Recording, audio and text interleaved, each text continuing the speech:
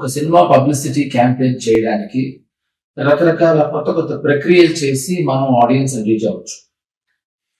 But దానికోసం we don't have to stoop down. దానికోసం మనం ఒక బూత్లో లేకపోతే ఒక అమ్మాయిని హాఫ్ నేకెడ్ గా చూపించడము లేదా లిప్ లాక్ చేయటము. ఇప్పుడు ఎందుకు why I'm talking about these things అంటే, recently I been part of ఒక క్యాంపెయినింగ్ లో అన్పార్లమెంటరీ లాంగ్వేజ్ తో జరిగిన ఒక ఈవెంట్ లో I been part of it. నేను అప్పుడు యాక్చువల్లీ లేచి వెళ్ళిపోయి ఉంటుండాల్సి. ఇప్పుడు చాలా ఇన్నోవేటివ్ పబ్లిసిటీ 3 Idiots అనే సినిమా వచ్చింది.